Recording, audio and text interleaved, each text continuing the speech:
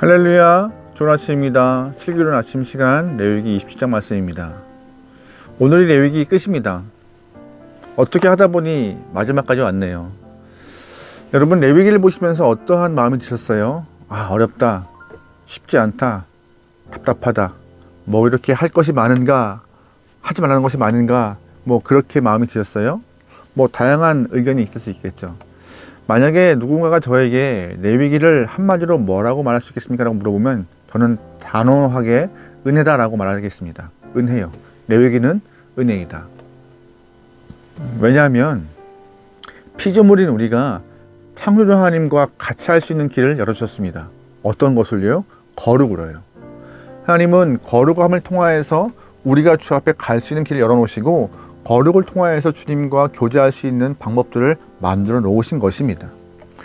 부정한 우리가 정결하게 되어서 주 앞에 갈 수 있는 길을 만들어 놓으신 것이 레위기이고, 또한 하나님과 반대 길을 갈 수밖에 없는 영혼이, 그런 존재가 다시 길을 돌려서 주 앞에 걸어갈 수 있는 그 유턴의 시도를 허락하신 게 이 레위기예요. 그래서 레위기는 은혜인 것입니다. 하나님과 반대가 아니라 같이 갈 수 있게 허락하였으니까요. 오늘 레위기 본문 27장 말씀은요, 레위기 마지막에 안에서 하나님의 배려와 사랑을 충분히 경험하도록 명시한 그런 본문입니다. 여러분, 질문 드려볼까요? 레위기는 하나님께서 우리에게 거룩을 요구하시잖아요. 그러면 거룩한 삶을 우리가 어떻게 살아야 할까요? 거룩한 삶의 모습은 궁극적으로 어떻게 드러나야 할까요? 이것은 바로 하나님 앞에 서원함으로 드러나는 것입니다. 서원함. 하나님, 주님께 받은 은혜가 이만큼 크오니 내가 주의 이름을 위하여서 이렇게 내 삶을 헌신하겠습니다. 내 시간과 내 돈과 물질과 에너지를 다 주 앞에 드리겠다는 서원이 수반되는 것입니다. 그래서 이 은혜를 경험한 영혼은 주 앞에 다시금 방향을 돌려서 주님께 걸어가는 것이고, 그 삶이 헌신된 삶이고 서원의 삶이라는 것을 오늘 본문은 우리에게 알려주고 있는 것이에요. 그뿐인가요? 원래 인간은 죄 때문에, 허물 때문에 연약함으로 가치가 없는 존재였어요. 하지만 레위기는 우리를 향해서 죄도 씻어주시고 또한 부정함도 씻겨서 거룩하게 가치 있는 존재로 바꿔주셨습니다.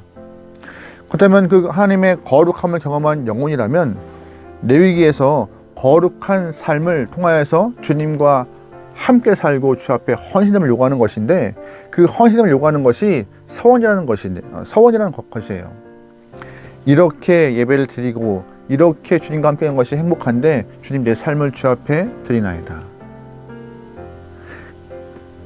또한 그 당시에 이렇게 율법을 받을 때 사람들은 성전에 나와서 은혜를 간구하고 기도의 응답을 요구하는 것이 많았죠. 기도할 때 하나님, 이 기도를 꼭 들어주시면은 이 기도의 응답에 맞게 제가 6개월 동안 성전에서 허드렛 일을 하겠습니다. 하나님, 지금 급한데 저의 삶에 이렇게 기도 응답하시면 제가 이렇게 주 앞에 보답하겠습니다라고 서원 기도하는 경우가 많았다는 것이에요.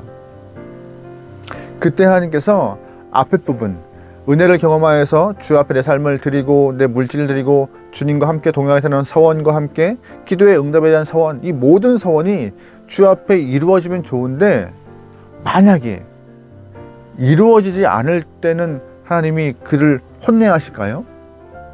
서원을 이행하지 못할 때 너 왜 약속 안 지켰어 하면서 불러서 그를 야단치고 매질을 해야 할까요? 아니에요. 하나님은 다른 방법으로 그 영혼들을 이끌어 가십니다. 2절과 3절 말씀이에요. 이스라엘 자손에게 말하여 이르기라, 만일 어떤 사람이 사람의 값을 여호와께 드리기로 분명히 서원하였으면 너는 그 값을 정할지니 네가 정한 값은 20살로부터 60살까지는 남자면 성소의 세겔로 은 50세겔로 하고. 하나님 앞에서 응답받고 싶고 응답받은 이후에 꼭 서원하겠다는 말을 했습니다. 간절하게 기도의 응답을 간구했고 응답을 들었게 되었죠. 그래서 서원을 이행해야 돼요. 또한 내가 주 앞에 거룩함을 경험하여서 주님과 교제가 너무나 행복하여서 이러이러한 삶을 살겠다고 서원을 합니다. 그런데 서원을 못 지켜요. 그럼 어떻게 해요? 오늘 3절 말씀과 같이 20살과 60살 사이 남자라면은 못 지킬 경우 은 50세겔로 너의 서원을 대신하겠다라고 하나님이 맞바꿔 주시는 것이에요. 약속의 불이행에 등에 혼을 내시는 것이 아니라 어떻게든 그 약속을 지킬 수 있는 방법을 허락하시는 것이죠. 무슨 뜻이에요? 일부러 그러는 것이 아니에요. 의도하지 않게 상황이 서원을 못 지킬 수밖에 없게 흘러갈 때가 있어요. 응답받기 전의 삶은 충분히 내가 주님 앞에 응답받은 이후의 삶을 장담하고 진행할 수 있지만 그 응답받은 이후의 삶이 어떻게 변화해서 급작스럽게 변화해서 서원을 못 지킬 때 그때 하나님이 이 말씀 안에서 이렇게 헌금하여서 서원을 대신하라고 배려하시는 것이 융통성 있게 말씀하는 것이 오늘 본문의 이야기입니다. 오늘 3절 이후에는요, 성별로, 세대별로, 나이별로 헌금의 분량이 다 정해져 있어요. 거기에 맞게 서원에 대한 헌금을 드리라 하시는 것이죠. 더 나아가서요. 그런데 서원을 했고 다급히 기도했고 응답 받았지만 이 자그마한 헌금도 못 드린다면 어떻게 되는 것이죠? 상황이 더 안 좋아지고 힘들어서 허드렛 일도 못하고 헌금도 할 수 없는 상황이라면 어떻게 해야 할까요? 그러면 그 영혼을 불러서 진짜 혼을 내고 매질을 하고 그 가전이라도 팔아서 어떻게든지 헌금을 마련해라 라고 말하는 것이 옳은 건가요? 하나님은 그렇게 이끌지 않으셨습니다. 8절 말씀에 이런 표현이 있어요. 그러나 서원자가 가난하여 네가 정한 값을 감당하지 못하겠으면 그를 제사장 앞으로 데리고 갈 것이요 제사장은 그 값을 정하되 그 서원자의 형편대로 값을 정할지니라. 아멘. 무슨 말이에요? 형편이 너무 어려우면 그 영혼을 제사장에 데려가서 제사장이 그 상황들을 보고 판단하여서 그 일을 진행하라고 이양하시는 것입니다. 하나님 입장에서 왜 약속 안 지켜? 라고 하시는 것이 아니라 철저하게 헌금을 해야 하고 서원을 이행해야 될 사람들 편에 있어서 하나님은 약속을 어떻게든 준행하도록 그들의 삶을 이끌어 가시는 것입니다. 약속을 지키지 않으면 또 거짓말하는 것이니 약속을 파괴하는 순간 그의 삶은 또 죄를 짓는 것이니 어떻게든 죄를 짓지 않기 위해서 하나님은 본문에서 융통성 있게 그 영혼을 이끌어 가시는 것이에요. 오늘 우리는 본문에서 또한 레위기 전체도 말씀을 보면은요, 하나님은 철저하게 우리를 배려하시는 모습이 나와요. 제사할 때 번제를 드려도 큰 재물, 반듯한 재물, 화려한 재물만 있는 것이 아니었습니다. 소, 양, 염소, 비둘기, 새끼 점점점 작아지게 예물이 준비되어 있어요. 그 이유가 뭘까요? 누구든지 주 앞에 나오고 싶으면 예물 때문에, 재물 때문에 고민하지 말라고요. 산에 가서 비둘기 잡아오면은 그거라도 하나님이 기쁘게 받아서 같이 예배를 드릴 수 있게 하시겠다고. 그게 하나님의 마음이신 거예요.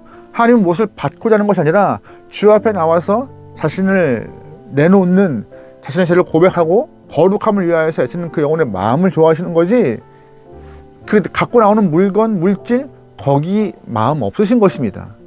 그러게 하나님은 우리의 마음을 요구하시는 것이에요.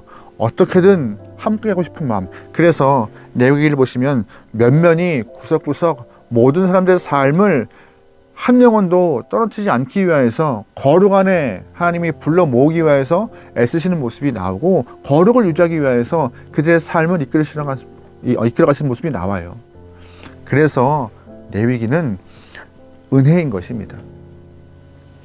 여러분이 레위기를 전체 보셨겠지만 레위기 말씀을 보면 느끼는 것은 참 하나님이 융통성 있음을 좀 느끼는 것 같아요. 융통성이요. 각각 사람을 배려하시고 형편을 배려하시고 고려해서 그들이 어떻게든 주 앞에 설 수 있도록 이끌어 가시는 모습이요. 근데 원래 하나님은요, 융통성이 없으신 분이세요. 어디에 한해서? 죄에 대해서는요.